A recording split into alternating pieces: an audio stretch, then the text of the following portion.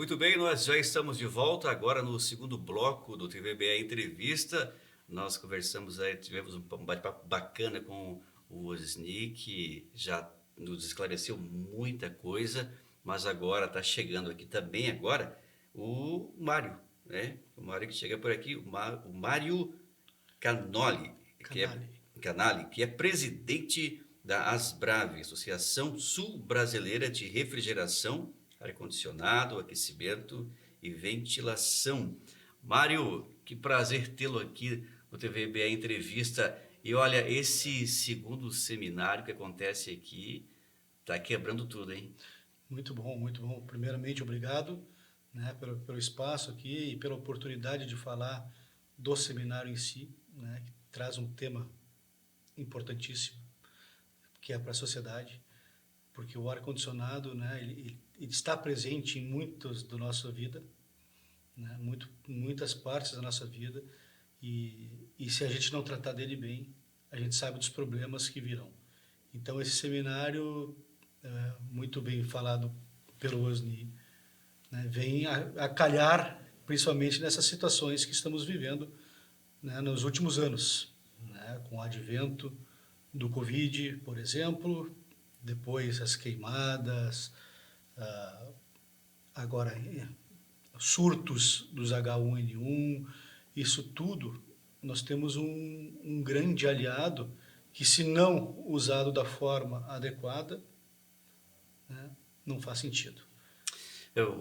Estava conversando com o Osni agora há pouco sobre. Temos até um exemplo, né, daquele ventilador empoeirado que lá ninguém limpa e vai ficando lá, até numa oficina e vai ficando lá e ninguém para dar uma atenção nele ali, porque o objetivo é a saúde das pessoas, né, mas aí vai ficando. E isso é um agravante, né, Mário? E a questão do ar também é igual, né? Dos grandes aparelhos de ar-condicionado. Com certeza, com certeza. O que é interessante a gente ter como premissa? Que um ar-condicionado, ele é um grande... Por exemplo, quando tu vai num ambiente, tu vai num centro cirúrgico, por exemplo, né, os médicos, eles colocam EPIs, que são equipamentos de proteção individual, por exemplo, como máscara, luva, etc. Né? Ou o pedreiro lá, ele usa luva, usa calça, por exemplo, sapato fechado e tudo mais. O que o ar-condicionado ele é? Isso que nós temos que entender. Ele é um EPC. O que é isso? Um equipamento de proteção coletiva. Ou seja, o ar-condicionado, né, ele tem a função, se ele for bem projetado, for bem instalado. Aí ele entra na questão que tu comentou, bem mantido, né, e depois bem controlado, ele tem essa função. Ele preserva a saúde dos ocupantes internos. Então, né, por isso eu comentei da questão do Covid, né, das queimadas. Veja que interessante, com as queimadas, né, a gente teve um aumento de partículas muito finas nos ambientes. Então, na parte externa, o ar lá fora estava cheio dessas partículas. E daí qual a recomendação que a gente dá normalmente quando a gente imagina, quando fala de qualidade do ar? Abra a janela. É essa a recomendação que a gente ouve. Só que isso não é uma verdade absoluta. Por quê? Nesses casos que eu comentei, por exemplo, na época da queimada, estas poeiras provenientes da queimada, que elas servem de transporte, esse é o grande ponto, né? Ela serve de transporte para vírus, fungos, bactérias, elas entram na nossa casa. Então, o ar-condicionado, né, do jeito que eu comentei antes, bem projetado, com uma boa renovação de ar, com filtragem, ele consegue barrar esta poeira, salvando a nossa saúde internamente. Então, vou te dar um outro exemplo que eu acho que todo mundo já presenciou, né? Ou se torna até, imagina um ser comum, que é o seguinte: quem tem filho pequeno, ele vai para uma escola. E na escola é comum ele voltar com alguma virose. É comum. A gente entende isso, a sociedade entende isso por comum. Porém, não deveria ser comum. Aí tu começa a entender como que é a situação da escola. Né? Tu vai numa escola, é um ar-condicionado, né, colocado ali, muitas vezes esquecido. Ele não é projetado para aquele ambiente. Ele não tem uma renovação de ar. Ele não tem filtragem. Ele simplesmente está ali para resfriar o ar. Então, a criança acaba respirando o mesmo ar da outra criança. E isso vale para todo mundo. Né? Por exemplo, um call center, né? Uma empresa, essas empresas que ficam, né, nos ligando, por exemplo, empresa de call center geral, né, que é uma pessoa do lado da outra, precisa ter uma renovação de ar muito importante para que eles não se adoeçam, não contamine o outro. Né? Isso eu estou falando somente de contaminação. Tá? Eu não estou nem mencionando a questão do aumento de produtividade. Né? Por exemplo, se tu tem um ar-condicionado, tá? Bem projetado, bem mantido, bem executado, ele consegue melhorar muito a produtividade das pessoas. Muito. Tá? Só que outra questão importantíssima, tu diminui o nível, né, de faltas ao trabalho por doença. Olha só que interessante. E na escola, a mesma coisa. Né?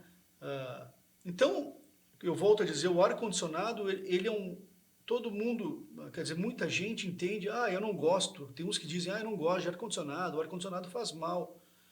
Mas ele faz mal se ele não for projetado, se ele não for bem mantido. Um exemplo, Mário, que eu me lembro agora, simples, mas um automóvel, por exemplo, que você tem que fazer a manutenção do ar-condicionado.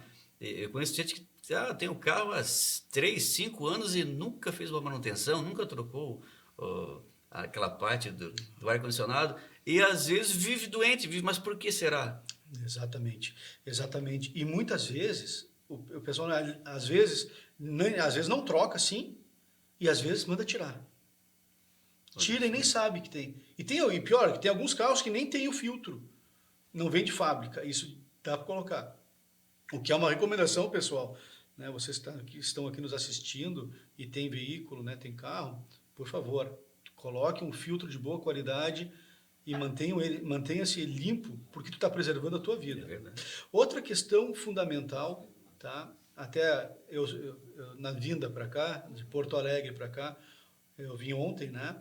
E eu tenho um medidor de qualidade do ar, tá? Portátil. E eu eu e um colega meu no carro, e chegou uma hora que a gente fez um teste, porque o ar-condicionado do carro ele tem a opção de abrir o renovador de ar ou não.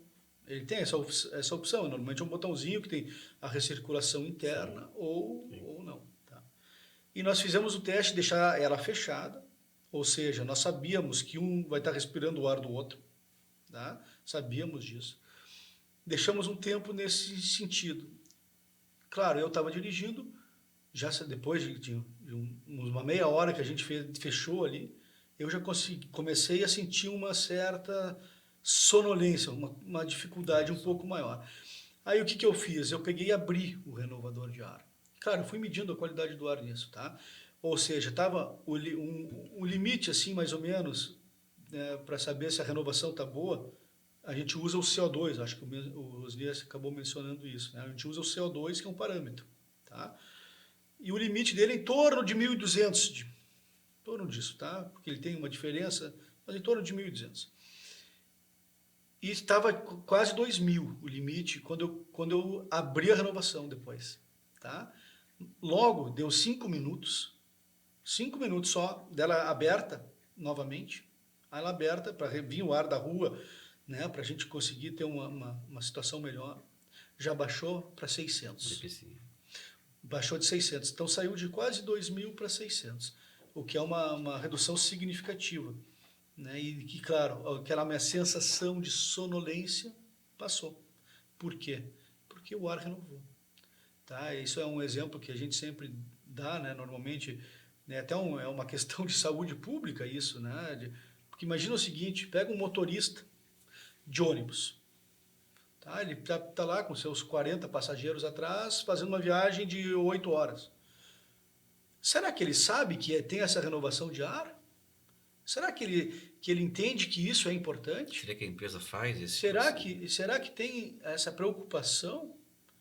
Então, eu volto a dizer, o ar-condicionado, ele é extremamente importante, porque ele é um equipamento de proteção coletivo, né? Ele ajuda a preservar a saúde nossa, né, dos ambientes. Mano, eu vou te perguntar uma coisa aqui. Claro. A gente sabe que você é de Porto Alegre, conversávamos anteriormente ali, eu já estive lá também, cidade muito bonita. O Rio Grande do Sul sofre com enchentes, né? Como é que fica uma situação dessas que a água entra na casa e destrói tudo, né? Acaba com tudo, né? Um metro e pouquinho, e depois que passa essa água vai embora. Mas como é que fica aquele clima ali, aquele local? Bacana a pergunta.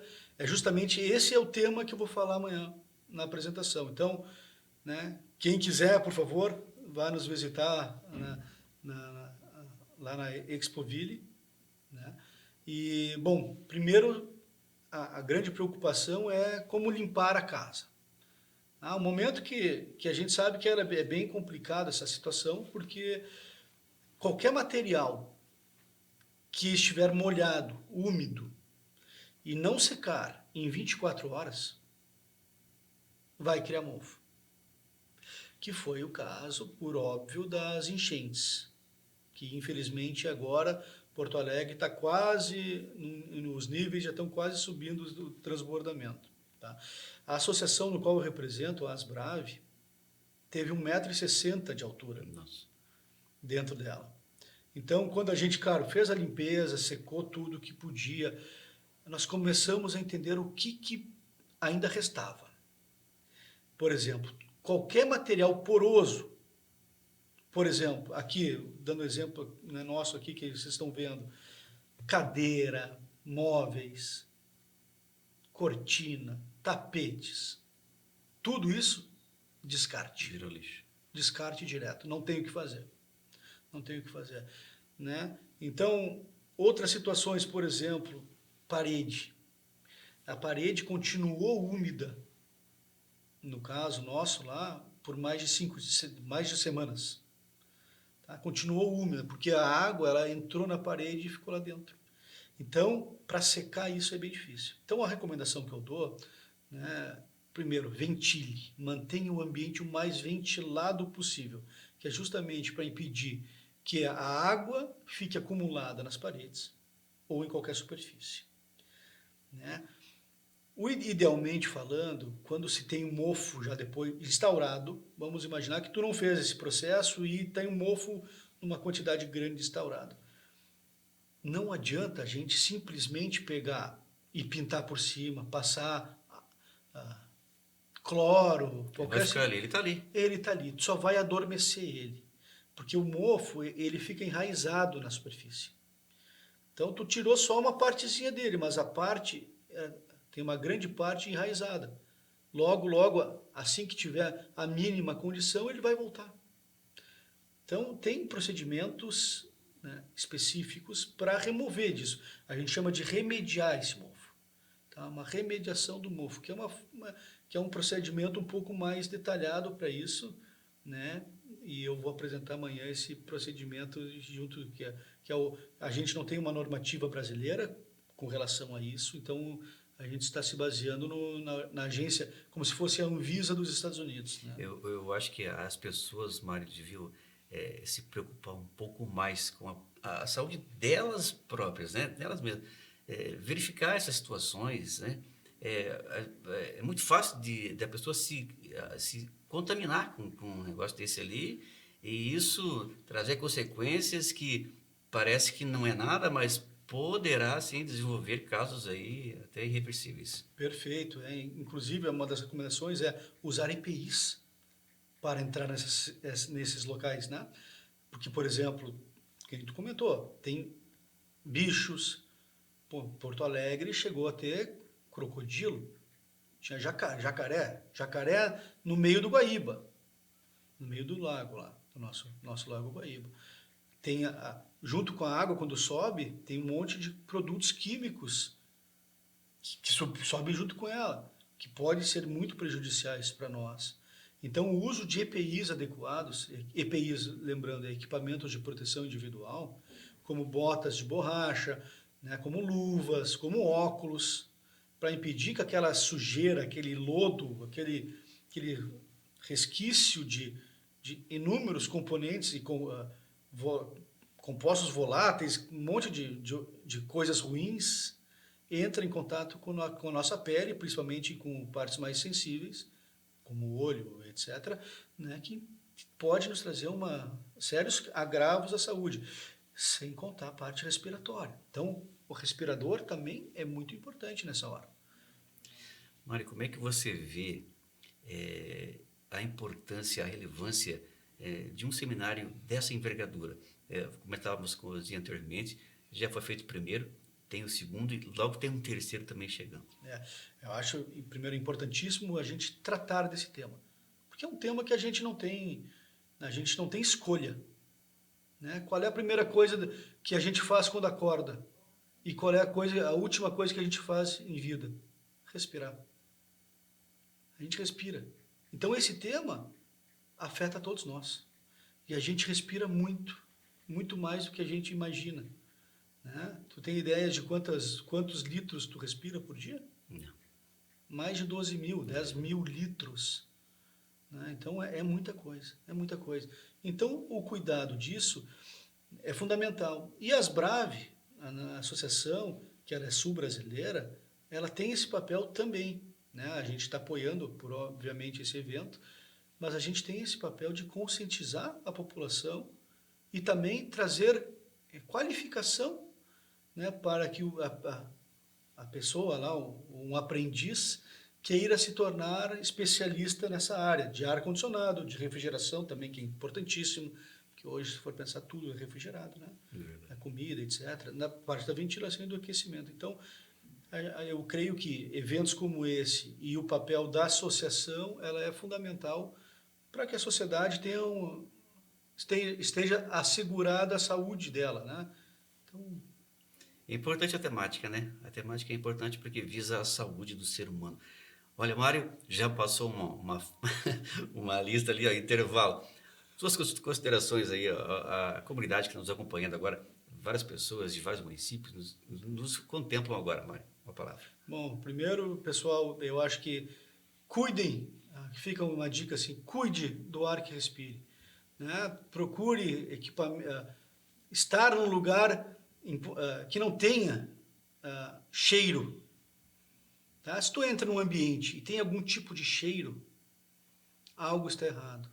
Então, e a gente se acomoda com esse cheiro. Tá? Então, esse e outros temas serão abordados amanhã, nesse seminário, no qual convido novamente toda a população para estar lá presente e nos prestigiar.